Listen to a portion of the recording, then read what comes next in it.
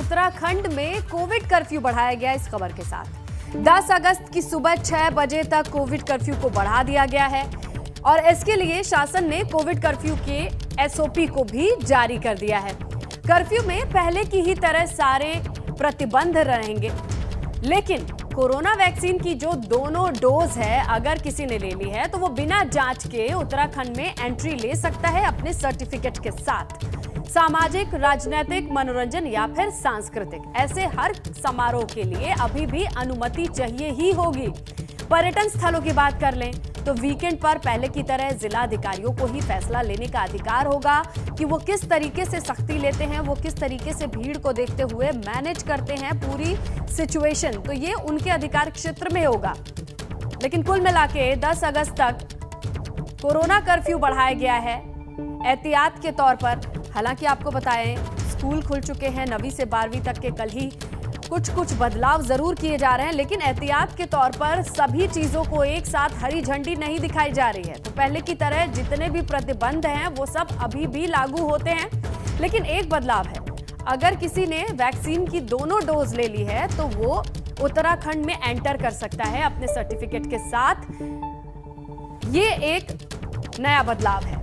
इससे पहले RTPCR negative report दिखाने के बाद ही आप उत्तराखंड में प्रवेश कर सकते थे, लेकिन अब अगर आपने दोनों डोज ले रखी है तो उत्तराखंड जाया जा सकता है। इसी बीच जब से कोविड के ग्राफ में गिरावट दर्ज की गई, हमने देखा किस तरीके से उत्तराखंड में पहाड़ों पर, पर्यटन स्थलों पर लोगों की भीड़ जुटनी शुरू हो गई, जिसके लिए उन्हें आरटीपीसीआर नेगेटिव रिपोर्ट दिखानी होती थी अगर वो उत्तराखंड से बाहर के हैं और उत्तराखंड आना चाहते हैं। लेकिन अब ऐसे लोगों को अपने दोनों डोज का सर्टिफिकेट दिखाना होगा। अगर वो वैक्सीनेटेड हैं पूरी तरह से दोनों डोज के साथ तो वो उत्तराखंड में एंटर कर सकते हैं, उनको जांच के बिना ही प्रवेश मिल सकता है। लेकिन ऐसे पर्यटन स्थलों पर जिलाधिकारी की नजर रहेगी, उनको खुला हाथ दिया गया है कि वो किस तरीके से फैसले लेकर नियंत्रण के लिए नियम बना सकते हैं, ढील दे सकते हैं। ये दोनों चीजें जिलाधिकारी के हाथ में होगी, ये छूट उनके पास होगी। बावजूद इसके ये जान लीजिए कि 10 तारीख तक कोविड कर्फ्यू बढ़ा दिया गया है उत्तराखंड में।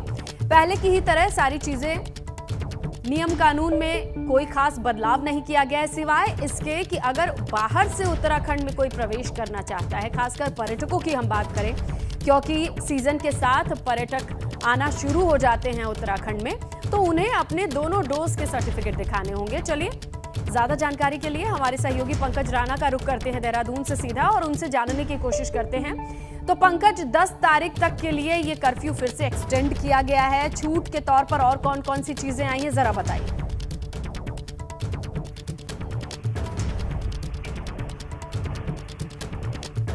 पंकज, आप तक आवाज आ रही है मेरी? अगर पंकज आवाज आ रही हो तो सीधा सवाल यही है कि पहले की तरह ही सब कुछ है या फिर कोई और नए बदलाव भी हैं। बहरहाल जो जानकारी है वो ये है कि 10 अगस्त की सुबह 6 बजे तक कोविड कर्फ्यू रहेगा। अब तक जैसे जिंदगी चल रही थी उत्तराखंड में वैसे ही चलेगी, लेकिन हाँ, बाहर से आने वाले लोगों को अब आरटीपीसीआर नेगेटिव रिपोर्ट की जरूरत नहीं होगी अगर उनके पास दोनों डोज का सर्टिफिकेट है। अगर वो पूरी तरह से वैक्सीनेटेड हैं तो उन्हें उत्तराखंड में एंटर किया जाएगा, दाखिल किया जाएगा, आरटीपीसीआर की जरूरत नहीं होगी। लेकिन अहम खबर यह है 10 अगस्त की सुबह 6 बजे तक कोविड कर्फ्यू बढ़ा दिया गया है। पहले की तरह ही सारा प्रतिबंध, सारी रियायतें जो पहले थी वही रहेंगे। तो चलिए हम रुक करते हैं पंकज का और जानने की कोशिश करते हैं। पंकज, कुछ और बदलाव किए गए हैं, थोड़ी और ढील या फिर प्रतिबंध कुछ? इसमें ऐसा देखिए, जो पूर्ववर्ती प्रतिबंध थे उन्हीं को लागू रखा गया है, क्योंकि कोविड कर्फ्यू अब 10 अगस्त तक बढ़ा दिया गया है। इसमें जो पिछले हफ्ते का कोविड कर्फ्यू था उसी के आधार पर आगे भी इसमें बढ़ोतरी की गई है। इसमें नए कुछ बदलाव नहीं किए गए हैं। जिस तरह से पहले रखा गया था कि जो सामाजिक, मनोरंजन और सांस्कृतिक कार्यक्रम होंगे उसमें संबंधित अधिकारी से पहले अनुमति लेनी होगी, उसके बाद ही आपको ये सभी तरह के कार्यक्रम करने होंगे। इसके साथ ही बॉर्डर एरिया, जो उत्तराखंड के बॉर्डर एरिया है, उसमें पहले ये रखा गया था कि जो सभी को आरटीपीसीआर रिपोर्ट के साथ ही एंट्री मिलेगी, लेकिन अब इसमें ये पिछले हफ्ते ही किया गया था कि जिनके पास, जिन्होंने 2 वैक्सीन की दोनों डोज लगाई है, वो बिना किसी आरटीपीसीआर की एंट्री उनको मिल सकती है।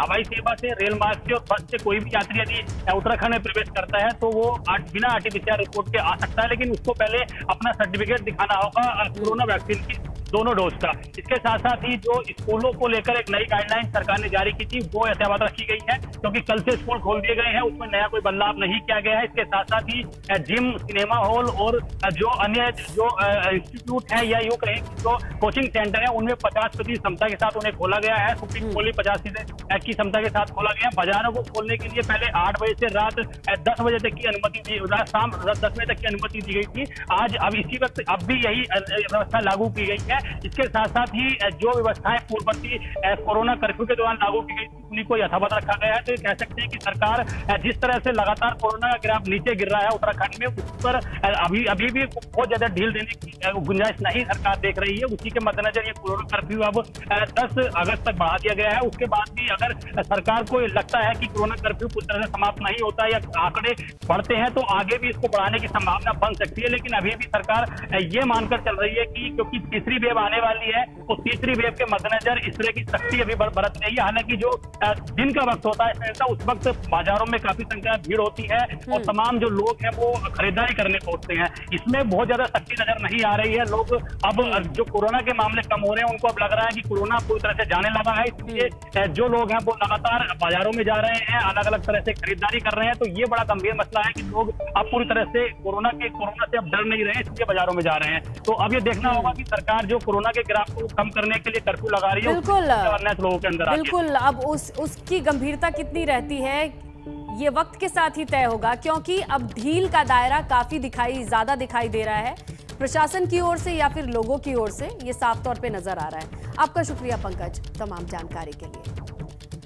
आगे बढ़ते हैं, चलिए अब बात कर लेते हैं कांग्रेस की, जहां आज से उत्तराखंड का 3 दिवसीय विचार मंथन शिविर शुरू हो रहा है। ऋषिकेश में ये शिविर शुरू होगा और 5 तारीख तक चलेगा, यानी 5 अगस्त तक चलेगा। इस शिविर में चुनावी मंथन के लिए कांग्रेस प्रदेश प्रभारी देवेंद्र यादव, प्रदेश अध्यक्ष गणेश गोदियाल, चुनाव प्रचार समिति के अध्यक्ष हरीश रावत और नेता प्रतिपक्ष प्रीतम सिंह समेत तमाम वरिष्ठ नेता मौजूद रहेंगे। विचार मंथन शिविर का उद्देश्य आगामी विधानसभा चुनाव 2022 की भावी रणनीति है और चुनाव प्रबंधन को लेकर किस तरीके से आगे बढ़ा जाए इस पर मंथन होना है।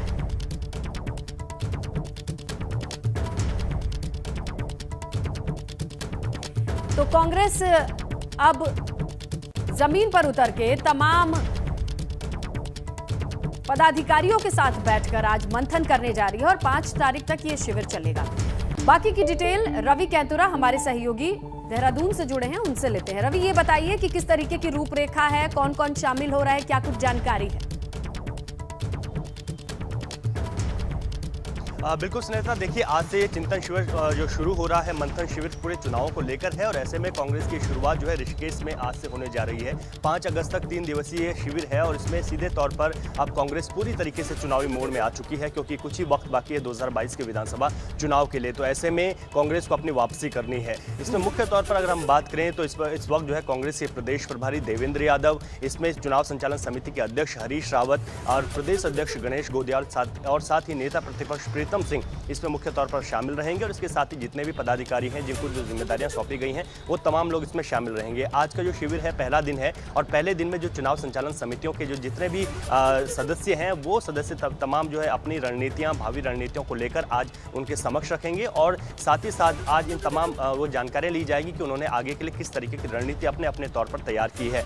ये उनका एक व्यक्तिगत तौर पर भी हो सकता है कि उनकी व्यक्तिगत क्या सोच है कि किस तरीके से चुनाव में आगे कांग्रेस को जाना है। कल का जो दिन है वो काफ़ी महत्वपूर्ण है, क्योंकि तमाम जो कल बैठकें हैं वो खुद जब प्रदेश अध्यक्ष तमाम बैठकें लेंगे और इसके साथ ही जो ब्लॉक के अध्यक्ष हैं कांग्रेस के वो भी इस बैठक में मौजूद रहेंगे। जो आखिरी दिन है 5 तारीख का है, उस दिन कोर कमेटी की बैठक कांग्रेस की होनी है और इस कोर कमेटी की बैठक में 2022 के विधानसभा चुनाव में अभी से किस तरीके से जान फूंकनी है उस पर जो है विचार मंथन किया जाएगा और उसी हिसाब से आगे चला जाएगा। तो कुल मिलाकर 3 दिवसीय जो ये शिविर है, बिल्कुल देखिए रवि, कांग्रेस के लिए ये बेहद जरूरी है, क्योंकि देखिए ये किसी से नहीं छुपा है कि इस तरीके से गुटबाजी की खबरें आती रहती हैं। ऐसे में क्या माना जाए कि इस चिंतन शिविर से एकजुट होंगे, पार्टी के भीतर जो कहीं टूट फूट है वो सब जोड़ के इकट्ठा लड़ने के लिए जान फूंकी जाएगी?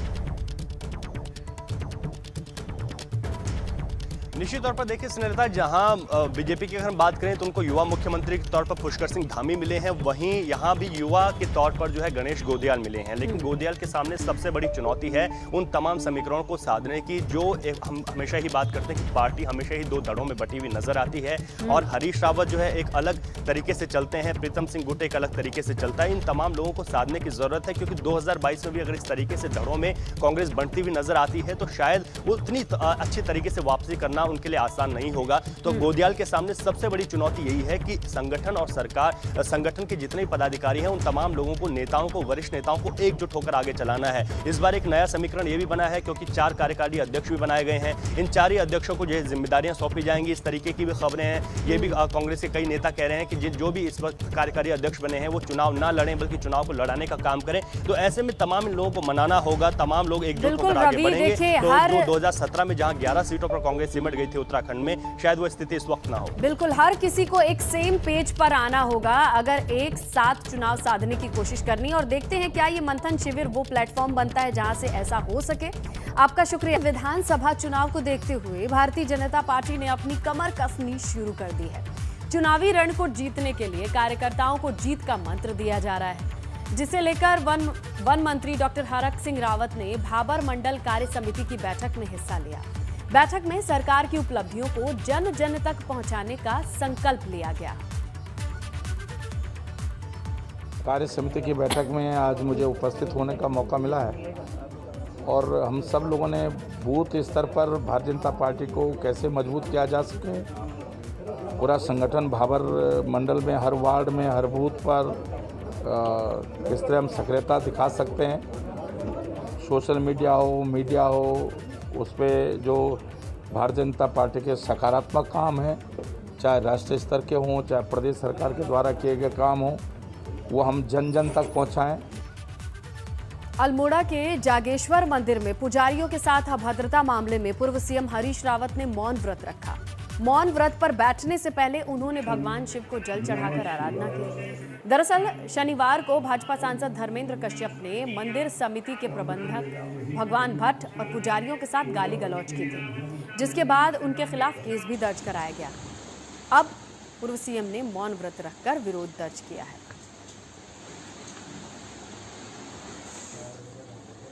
जब तक भाजपा का नेतृत्व अपने सांसद के इस निर्लज्जतापूर्ण व्यवहार के लिए क्षमा नहीं मांगते। अभियान को अब सब शिव भक्तों को सौंप रहा हूं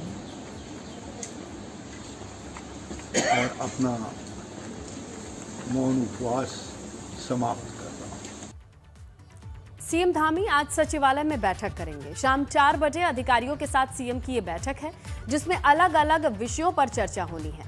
खासकर आजादी के 75वीं वर्षगांठ के कार्यक्रम की रूपरेखा पर चर्चा जरूर होगी और इसके लिए सीएम धामी अधिकारियों को दिशा निर्देश देंगे। तो आज शाम 4 बजे सचिवालय में अफसरों के साथ ये अहम बैठक है, जहां माना जा रहा है कि कई तरीके के विषय पर मुद्दे पर बातचीत तो होगी, लेकिन आजादी के 75वीं वर्षगांठ को लेकर किस तरीके के कार्यक्रम किए जाएं, इसे लेकर कोई रूपरेखा तैयार हो सकती है। उधम सिंह नगर में अपनी सरकार के खिलाफ जिला पंचायत सदस्य जिला प्रशासन पर गंभीर आरोप लगाते हुए धरना प्रदर्शन कर रहे हैं। बजट की राशि जानकारी न देने का आरोप है। सुधार न होने पर भाजपा जिला पंचायत सदस्यों ने इस्तीफे की भी बात कही है। दरअसल जिला पंचायत की बोर्ड बैठक में पहले सत्र के बाद सदन के सभी सदस्य पंचायती राज मंत्री के प्रतिनिधि सुरेश गंगवार के नेतृत्व में जिला प्रशासन के खिलाफ दफ्तर के बाहर धरने पर बैठे। इस दौरान उन्होंने प्रशासन पर गंभीर आरोप भी लगाए। उनका आरोप यह है कि बजट की एक भी फूटी कौड़ी सदन में एक सदस्य को नहीं दी जाती है, न ही सम्मानित सदस्यों के प्रस्ताव को शामिल किया गया है।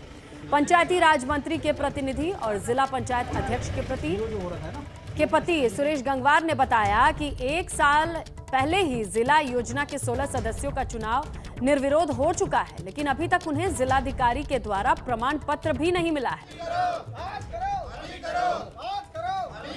का चुनाव संपन्न हो चुका है। जिला योजना समिति के हमारे 16 सदस्य 1 साल पहले निर्वाचित हो चुके हैं निर्विरोध, लेकिन उनको अभी तक कोई प्रमाण पत्र नहीं दिया गया 1 साल में।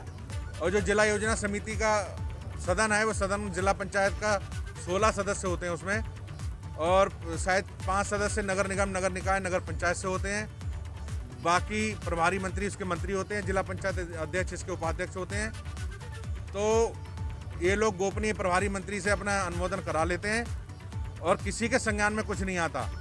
उत्तराखंड में आज भी बारिश का अलर्ट है। कुमाऊं क्षेत्र की बात करें तो बारिश की संभावना जताई गई है।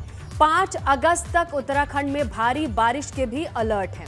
कल और 5 अगस्त को गढ़वाल क्षेत्र में बारिश का अनुमान लगाया गया है।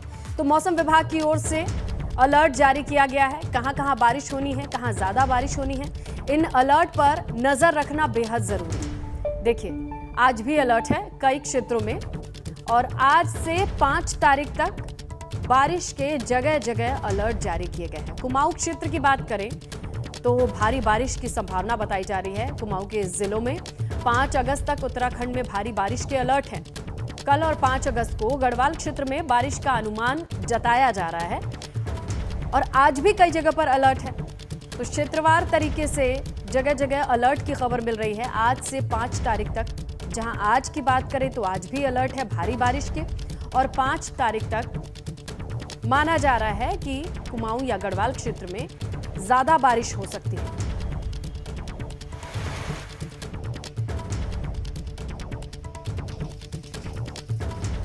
अब आपको 3 तस्वीरें दिखाते हैं। पहाड़ पर भारी बारिश के कारण किस तरीके से भारी भरकम बोल्डर गिरते हुए नजर आ रहे हैं। तो कहीं नदियां उफान पर हैं, और कुल मिलाकर मौसम और बारिश का असर पूरे पहाड़ पर किस तरह का है, मंजर क्या है, ये आपके सामने। पहाड़ से मलबा गिरती ये तस्वीरें, जहां चलते हाईवे पर किस तरीके से धीरे धीरे दरकता हुआ पहाड़ का एक बड़ा सा हिस्सा आ जाता है। और इसके अलावा कुछ ऐसे ही हालात सूखी नदी का है हरिद्वार में, और भी कई नदी नाले उफान पर हैं।